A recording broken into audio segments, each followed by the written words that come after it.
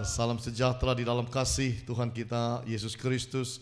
Puji Tuhan, kita boleh kembali beribadah dengan baik di hadapan hadirat Tuhan. Semua itu adalah anugerah Tuhan. Amin.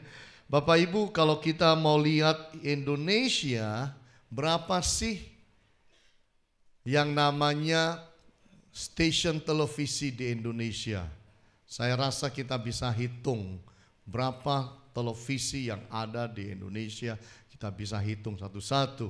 Bahkan kita bisa gilir hari Senin nonton siaran yang mana, Selasa nonton mana, mungkin Rabu nonton mana, begitu. Tapi tahukah Bapak Ibu berapa banyak radio, berapa banyak televisi komersial yang ada di Amerika?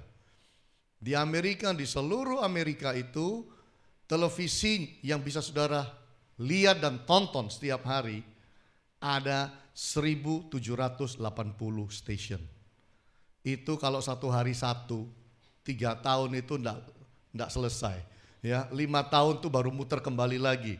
Hari ini nonton stasiun A, ya, putar lagi kira-kira 5 tahun baru nonton lagi kembali stasiun A. 1780 stasiun. Radionya berapa? Radio di Amerika ada 15.503 radio. Bayangkan Surabaya berapa banyak. Ini di Amerika 15.500-an Bapak Ibu. Koran di Amerika ada berapa? 1.331 koran. Bingung kan mau langganan yang mana? Billboard, reklame di Amerika ada berapa? 2 juta yang berdiri itu. Bioskop ada berapa di Amerika? 5.821 bioskop. Handphone ada berapa di Amerika? 7 miliar. 7 miliar karena satu orang punya lebih. Ada banyak. Yang tercatat sekitar 4,7 miliar. Di seluruh dunia. 4,7 di seluruh dunia karena satu orang bisa punya 2. Tapi yang beredar di seluruh dunia 7 miliar handphone Bapak Ibu. Pusing gak kita milih? Nonton TV yang mana, denger radio yang mana, baca surat kabar yang mana. Dan semua mereka ini saling menarik fokus saudara untuk supaya saudara pilih. Pilih saya dong, lihat saya dong, baca saya dong, dengerin saya dong, beli saya dong. Dunia ini sedang rame mencari fokus kita masing-masing. Dunia sedang rame supaya kalau bisa dari bangun tidur sampai saudara tidur, fokusnya adalah kepada mereka. Dunia berlomba-lomba supaya bisa menarik perhatian daripada manusia.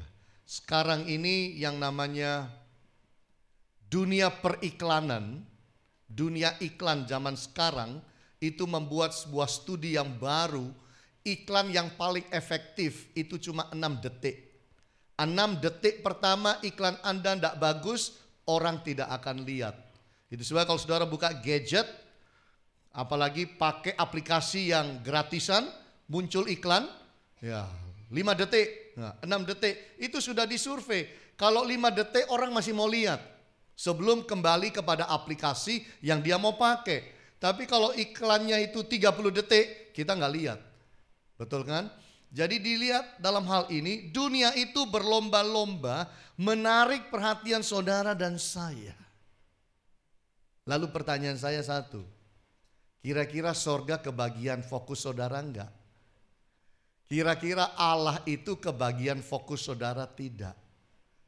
Survei yang saya baca tadi malam berkata bahwa manusia itu zaman sekarang rata-rata menghabiskan waktu 3,3 jam di HP. Rata-rata. Apakah itu lihat Facebook, apakah itu dia buka website, apakah dia lihat Instagram atau Twitter dan lain sebagainya. Dari pagi sampai malam itu kalau ditambah-tambah 10 menit sana, 15 menit sana, dikumpul-kumpul semua, rata-rata 3,3 jam setiap hari. Pertanyaan saya, sorga kebagian berapa menit dalam hidup saudara? Jangan-jangan jatahnya sorga kita pakai untuk media sosial. Jangan-jangan jatah sorga sudah terhapus karena begitu banyak sekali hal-hal yang ada di luar saudara dan saya ini menarik perhatian sehingga kita lupa berdoa. Kita lupa baca firman. Lalu kita, loh sudah waktunya tidur. Tuhan, baca Alkitab kan bisa besok ya. Besok saja. Tapi itu terulang terus. Ini jadi masalah. Kalau lupa baca 1 hari itu saya rasa kita masih tidak masalah. Lupa baca 2 hari. Lupa baca 3 hari. Lalu lupa baca terus. Itu menjadi masalah karena itu akan menjadi habit. Lupanya itu menjadi habit. Kebiasaan, lalu itu menjadi budaya saudara, lalu itu akan menjadi kehidupan saudara bahwa tidak baca. Itu sebabnya kita harus hati-hati.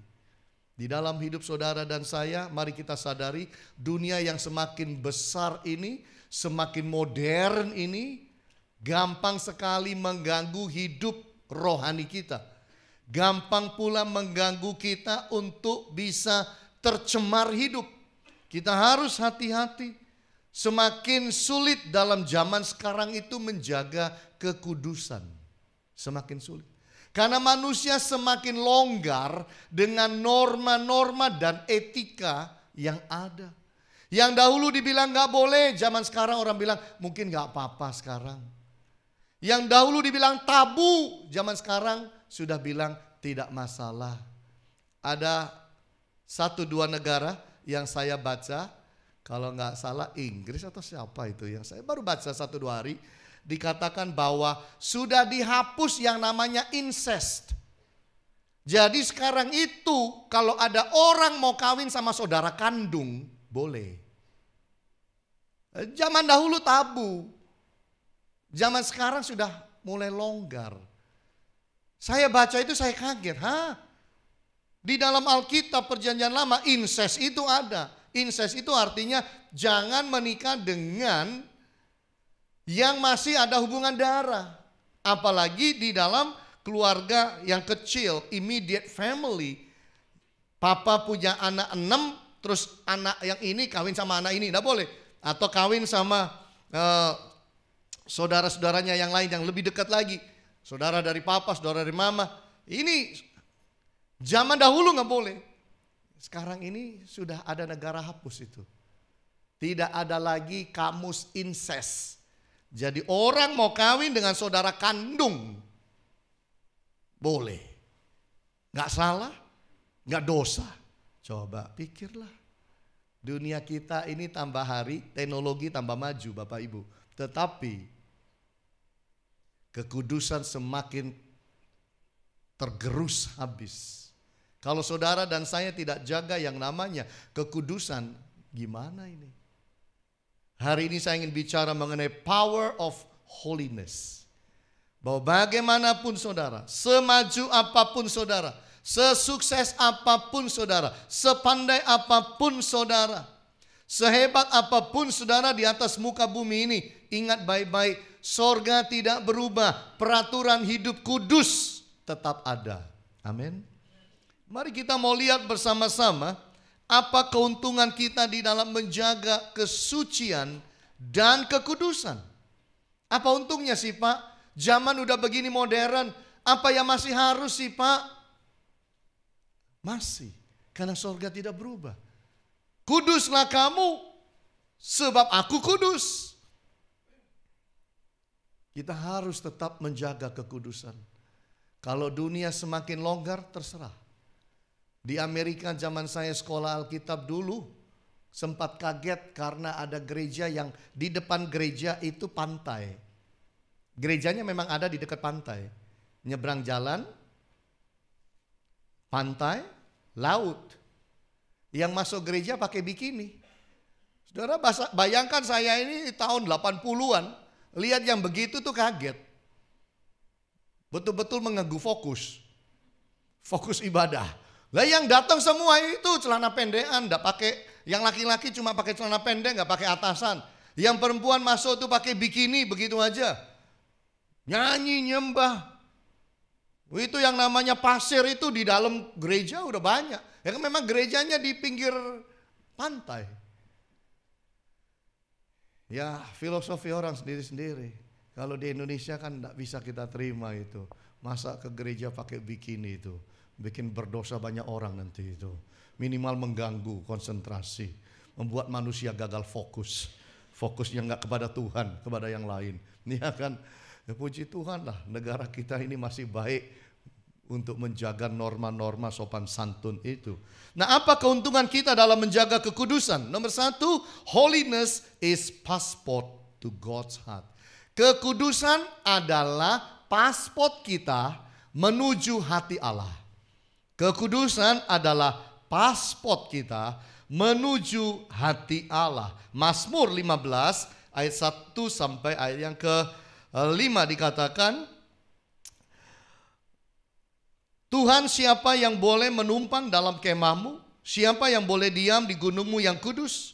Yaitu dia yang berlaku tidak bercela, yang melakukan apa yang adil, dan yang mengatakan kebenaran dengan segenap hatinya, yang tidak menyebarkan fitnah dengan lidahnya, yang tidak berbuat jahat terhadap temannya, dan yang tidak menimpakan cela kepada tetangganya, yang memandang hina orang yang tersingkir, tetapi memuliakan orang yang takut akan Tuhan, yang berpegang pada sumpah walaupun rugi, yang tidak meminjamkan uangnya dengan makan riba, dan tidak menerima suap melawan orang yang tak bersalah. Siapa yang berlaku demikian takkan goyah selama-lamanya. Ini orang kudus. Siapa sih yang boleh numpang di dalam rumahmu? Siapa yang boleh datangi engkau Tuhan? Ini firman berkata, inilah orang-orang yang melakukan yang seperti ini yang boleh. Artinya singkat ceritanya adalah orang yang menjaga kekudusan boleh mendekat pada Allah. Orang yang menjaga kekudusan boleh menumpang di dalam rumahnya, di dalam kemah Allah. Hidup dalam kebenaran itu masih harus kita lakukan. Amin. Dunia itu punya banyak kebenaran. Dunia itu standarnya itu beda. Ini loh kita harus begini.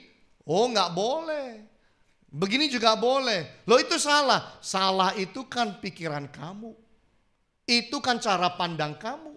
Cara pandang kami nggak salah kok. Nah ini. Jadi dunia itu sekarang itu standarnya macam-macam. Saudara mau ikut standar siapa? Paling baik dan paling benar kita mengikuti standar Alkitab. Standar kebenaran. Karena ini tidak berubah dahulu, sekarang sampai selama-lamanya. Firman tidak akan berubah. Sampai bumi ini nanti digulung oleh Allah, firman tidak berubah. Satu titik pun tidak berubah. Tidak ada dalam firman, dalam kekristenan, dalam Alkitab revisi terhadap firman. Kita mau revisi. Nggak ada.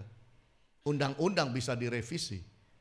Tapi firman tidak ada revisi. Tidak ada penambahan, tidak ada pengurangan. Firman.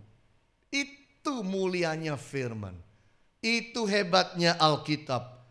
Standar yang saudara pegang dan saya adalah firman. Gak akan ini berubah.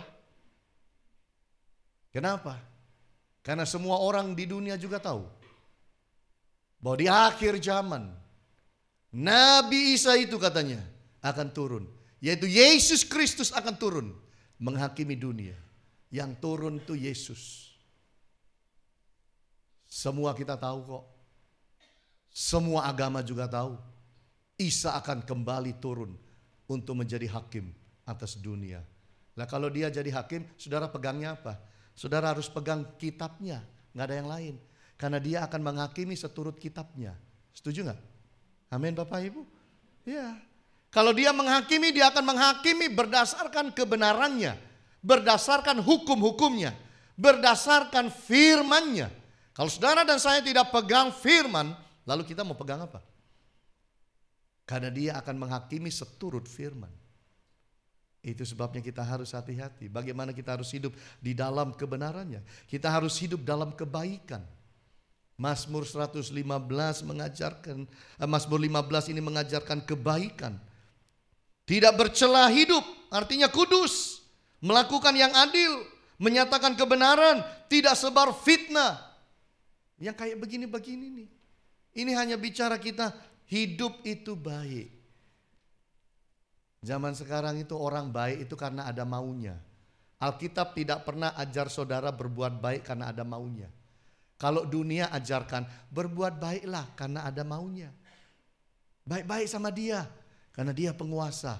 Baik-baik sama dia karena dia orang kaya. Baik-baik sama dia karena dia itu yang tanda tangan ACC, ya apa tidak. Baik-baik. Jadi baiknya kita itu ada imbalannya. Kristus firman ajar kita berbuat baik itu karena memang harus berbuat baik. Bukan masalah ada imbalannya. Standarnya rendah sekali. Berbuat baik supaya ada imbalannya. Tapi Allah mengajarkan kita berbuat baik supaya kita itu benar di hadapan Tuhan. Hidup ini dikatakan harus mengasihi. Sulit ya mengasihi zaman sekarang ini. Iya kan? Apalagi kalau kita itu mengalami hidup dizolimi ya. Kudu bales saya ya.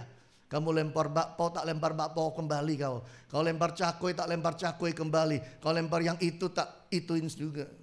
Maunya begitu kan? Sulit Bapak Ibu. Siapa bilang hidup mengasihi itu gampang?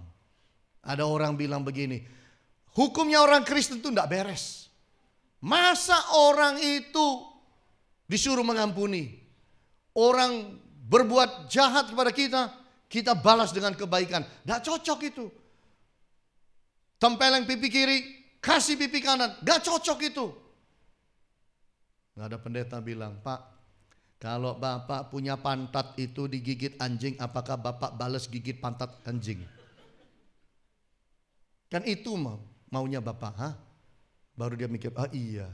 Disitulah kita bilang, hukum Kristen itu sempurna. Amin Bapak Ibu. Iya. Kalau balaslah kejahatan dengan kejahatan, ya itu. Kalau saudara digigit pantat saudara oleh anjing, tolong gigit kembali pantat anjing. Itu. Gigi ganti gigi, itu. Makanya di dalam perjanjian baru dikatakan kasih. Kasih. Kasih. Banyak orang di dunia tidak bisa memahami perintah kasih yang ada di dalam firman, dalam Alkitab. Sulit, tapi itu yang benar. Masalah kita belum bisa melakukan urusan lain. Tapi harus terima dulu dengan logika kita bahwa itu benar. Itu benar. Itu benar. Baru kita akan dipimpin Roh Kudus untuk melakukannya. Saya terheran-heran karena baru muncul agama baru di dunia ini. Baru aja beberapa bulan ini. 2 bulan. Agamanya Beyonce. Dia bikin gereja namanya The National Church of Bay. Beyonce. Saya lihat videonya beberapa. Bikin itu.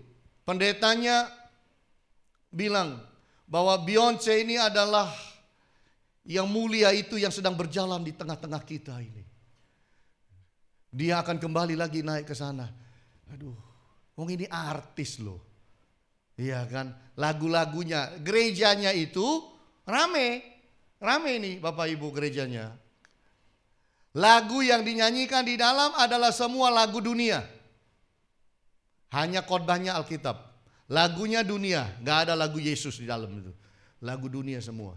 Saya sampai geleng kepala, ini piye tuh dunia zaman sekarang ini. Memang yang buat gerejanya itu bukan dia sendiri, orang lain. Ada pendetanya.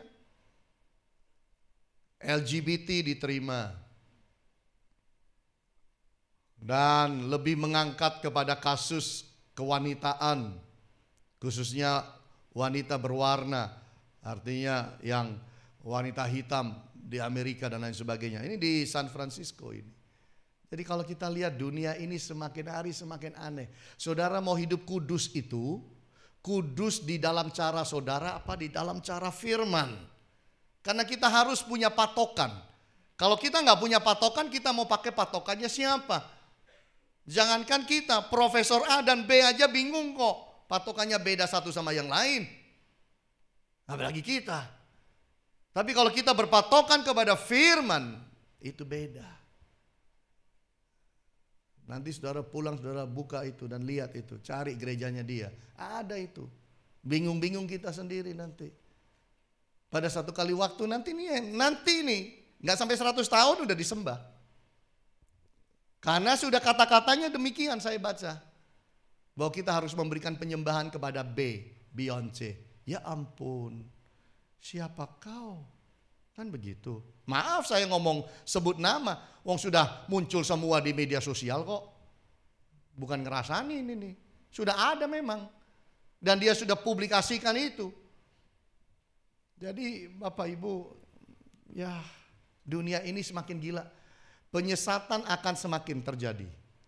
Tambah maju ke depan, tambah banyak penyesatan. Karena memang itu sudah firman.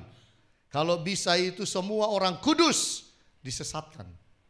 Jangan patokan saudara itu adalah mujizat. Setan juga bisa bikin mujizat. Patokan saudara dan saya adalah firman. Kalau dia tidak bicara firman, tidak cocok dengan Alkitab saya, tolak dalam nama Yesus. Jangan patokan saudara firman. Loh buktinya dia doain saya sembuh. Ya.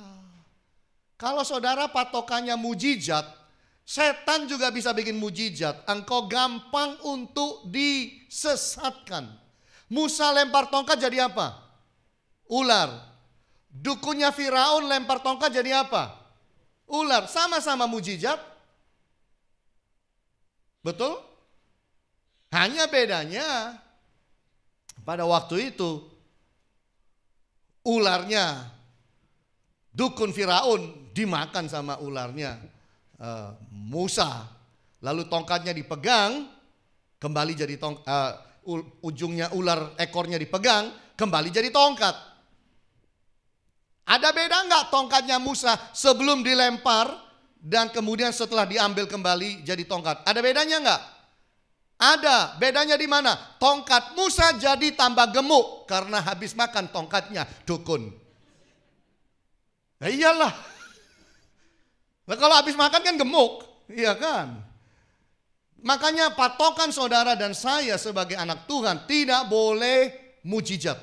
Siapapun hamba Tuhan itu, kalau mujizat, biarin aja. Jangan terkagum-kagum. Karena di akhir zaman akan banyak orang bikin mujizat. Yang saudara harus tahu adalah cocok tidak omongannya dengan firman. Kalau tidak cocok, coret. Tolak. Di dalam nama Yesus. Setuju? Ini. Kalau tidak saudara, engkau akan gampang disesatkan. Loh Pak, tangannya bisa keluar api Pak. Tangannya keluar cahaya Pak. Tangannya mau keluar cahaya kek, tangannya mau keluar dolar kek, tangannya mau keluar berlian kek, nggak mau tahu. Kalau omongannya nggak cocok firman, tolak dalam nama Yesus. Walaupun dia bisa bikin mujizat. Amin Bapak Ibu. Nah mari kita lihat yang kedua Bapak Ibu, bahwa kesucian itu bukan hanya paspor masuk hati Allah. Kesucian itu adalah paspor untuk doa kita dijawab. Holiness is passport to answered prayer. Bahwa kekudusan kita merupakan paspor sehingga doa-doa saudara dan saya itu dijawab Tuhan. Yesaya 59 ayat 1 dan 2 berkata apa? Sesungguhnya tangan Tuhan tidak kurang panjang untuk menyelamatkan dan pendengarannya tidak kurang tajam untuk mendengar. Tetapi yang merupakan pemisah antara kamu dan Allahmu ialah segala kejahatanmu, dan yang membuat dia menyembunyikan diri terhadap kamu sehingga ia tidak mendengar ialah segala dosamu.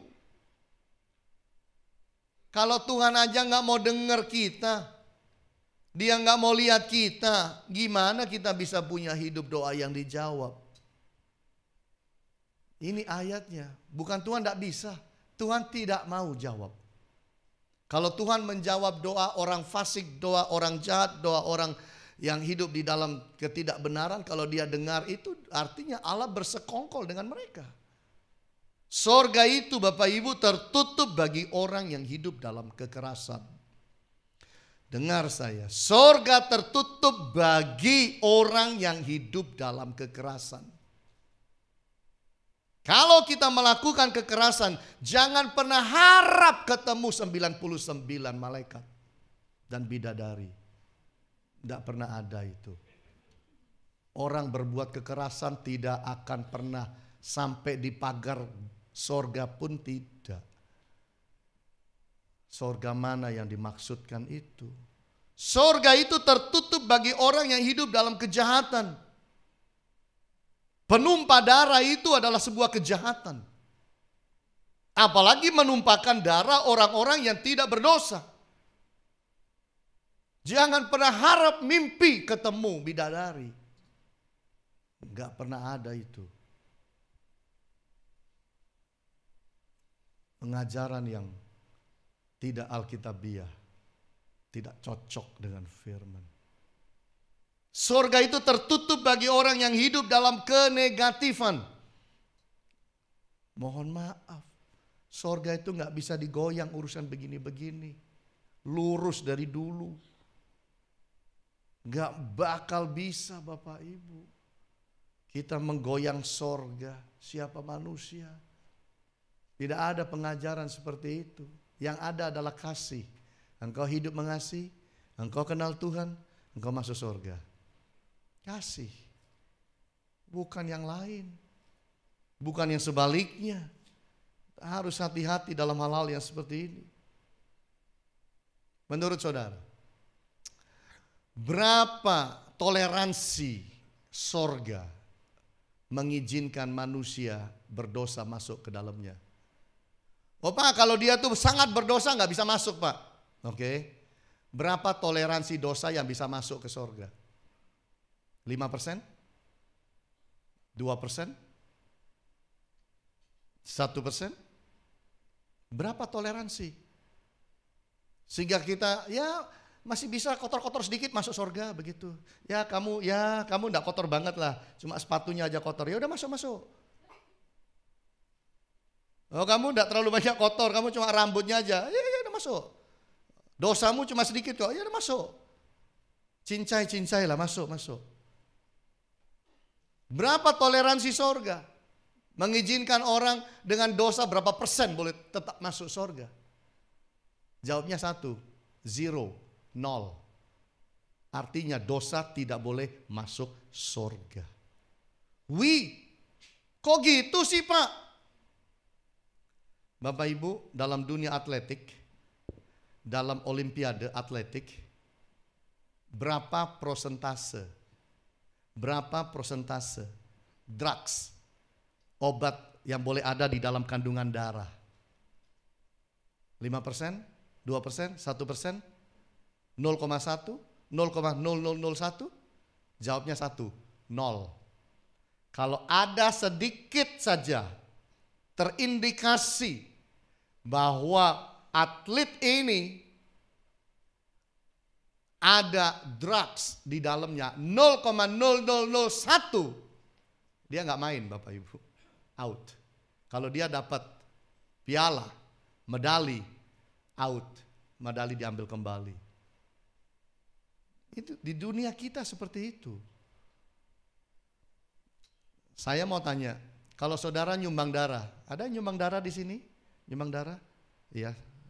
1, 2, 3, 4, 5, 6. Ya. Saudara nyumbang darah. Nyumbang darah itu yang diterima darah model apa? Saudara bilang, Pak saya ini ada HIV, tapi sedikit kok, 0,001. Mau diterima darah saudara? Kandungan di dalam darah saudara mengandung HIV. Nggak banyak, sedikit. 0,0001%. Nggak apa-apa lah nyumbang, dia foto itu loh. Apakah itu diterima? Saya beritahu saudara, tidak akan diterima. Darah saudara jelek tidak akan pernah diterima. Saudara jangan pikir saudara kalau nyumbang itu pasti diterima semua. Enggak. Dia ngambil sih ngambil. Diproses di dalam. Wah, kok kayak begini nih, penyakitan ini.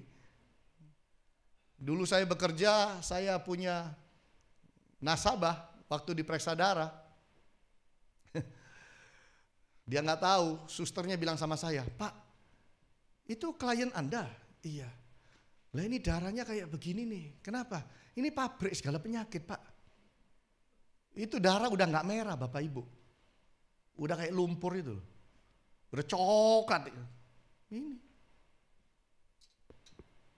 Jadi kalau kita mau lihat dalam kehidupan ini Bapak Ibu, tidak ada kesempatan 0,001 dosa masuk surga, nggak ada. Artinya betapa ketatnya kita masuk surga. Betul. Ketat sekali ini. Nggak sembarangan hidup.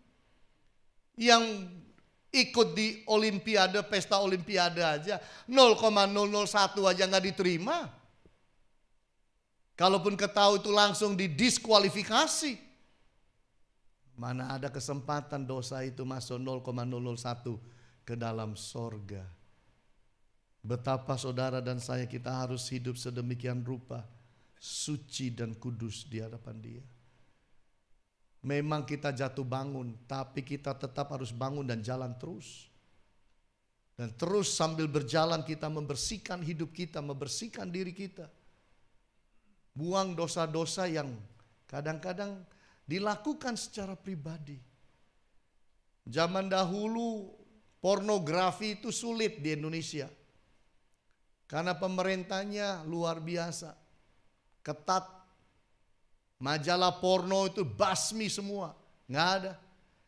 Kalau ada orang itu pulang itu bawa majalah-majalah pornografi itu bisa ditangkap. Masih lolos. Bangga. Bisa lolos loh aku. Pinjemin temen. Pinjem ya. Jok suwe-suwe. Pinjem ya. Jangan difotokopi. Zaman sekarang. Anak SD juga bisa lihat pornografi dari HP-nya, dari tabletnya, dari komputernya. Makanya hati-hati. Artinya apa? Dosa itu sekarang itu, pornografi zaman sekarang itu udah diobral murah. Murah. Jangan kita tersentuh. Jaga diri tambah hari tambah baik saja. Tambah suci, tambah kudus. Supaya apa? Supaya kalau kita berdoa Tuhan dengar. Kalau kita berdoa Tuhan jawab. Pencurahan Roh Kudus adalah untuk menolong saudara dan saya hidup suci dan kudus. Roh Kudus tidak diberikan supaya saudara bisa bikin mujizat begitu. Tapi yang nomor satu terjadi, Roh Kudus dicurahkan dalam hidup saudara dan saya adalah supaya saudara dan saya bisa lakukan firman, hidup dalam kesucian, hidup dalam kekudusan. Itu fungsi Roh Kudus di dalam hidup saudara dan saya. Kalau saudara minta Roh Kudus dalam hidup saudara, pencurahan Roh Kudus terjadi atas saudara, itu bukan supaya saudara bisa basah roh. Aku tuh loh belum basah roh. Aku ya bagaimana ya? Gak enak ya, belum basah roh. Sungkan sama yang lain, minder rohani loh. Jadi aku mau penuh Roh Kudus. Ngalamin pencurahan Roh Kudus supaya bisa basah roh. Oh, Anda ingin penuh Roh Kudus supaya Anda bisa basah roh. Jadi tujuannya basah roh. Penuh Roh Kudus dicurahkan, penuh Roh Kudus itu lebih dari basah roh.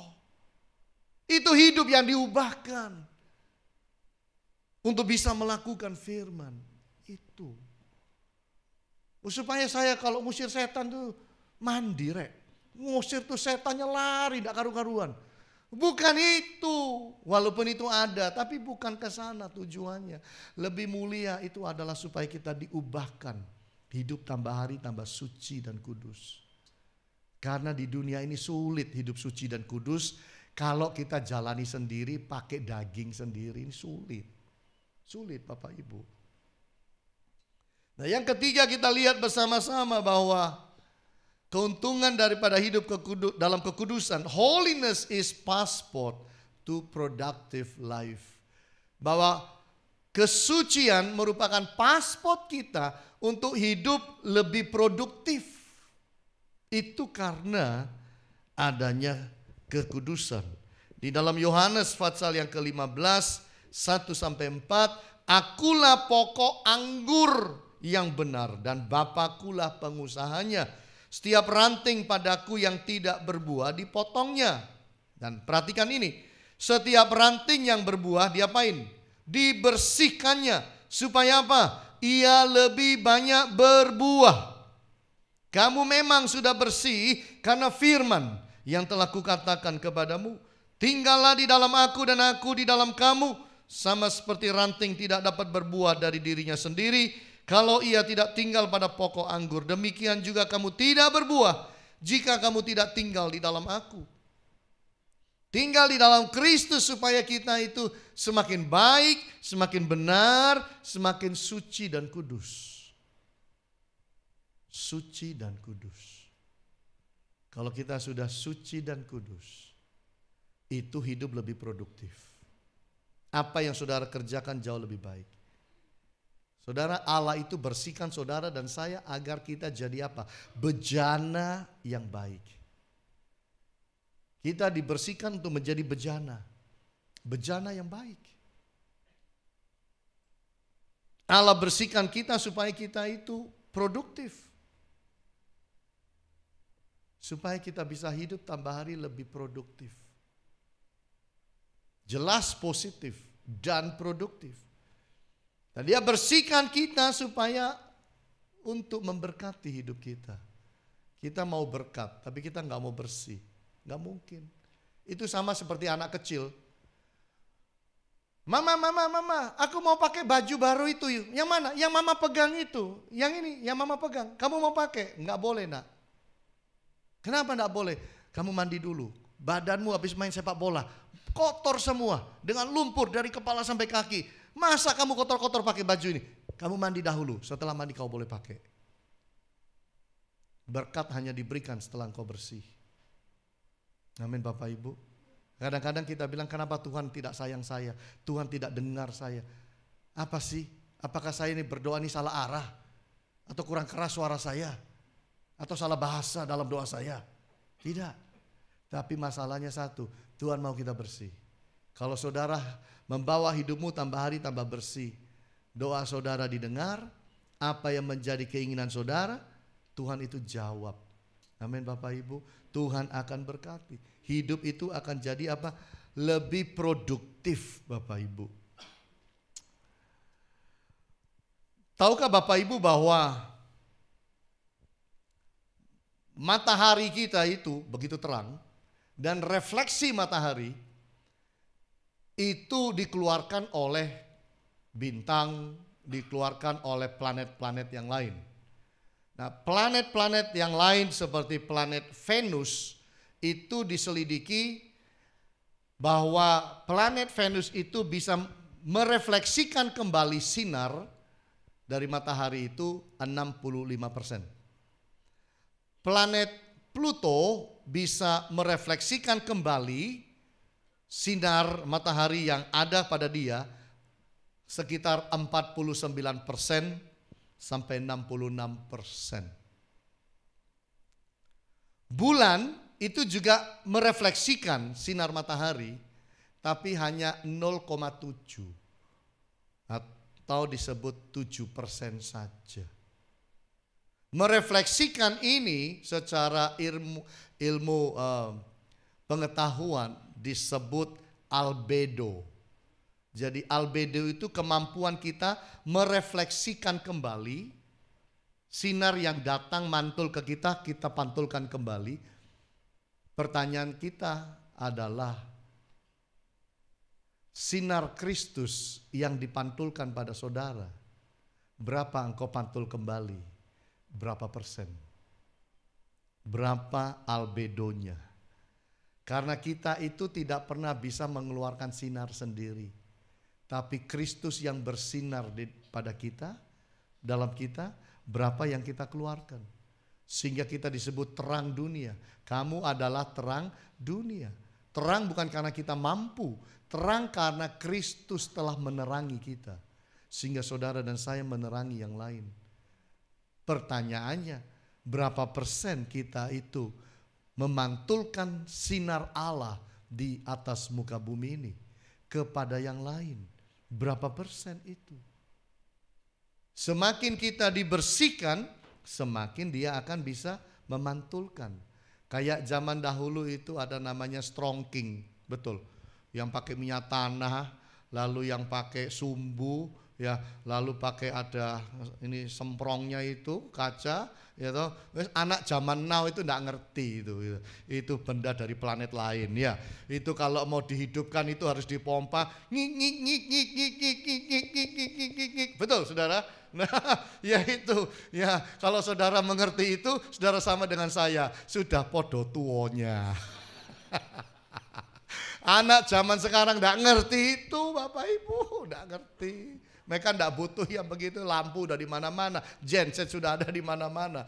Tapi zaman dahulu, setiap rumah itu kalau enggak punya strongking kok kayaknya itu enggak komplit. Zaman dulu, betul kan?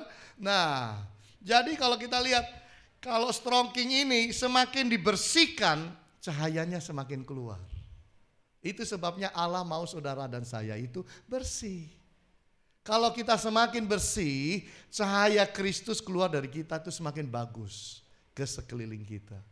Ini yang Tuhan mau. Ini yang disebut albedo secara rohani. Mari dalam hidup saudara dan saya, kita menjaga kesucian, kita menjaga kekudusan. Kekudusan itu adalah sesuatu yang mahal zaman sekarang. Amin.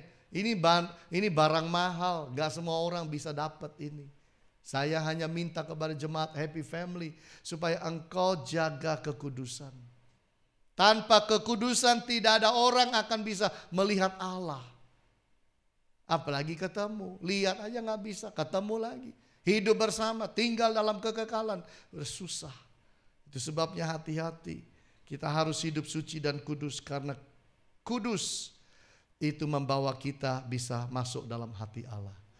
Kudus membawa saudara dan saya doanya gampang didengar Tuhan, gampang dijawab Tuhan.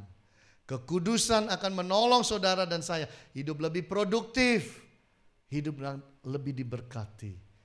Mari jaga kekudusan. Amin.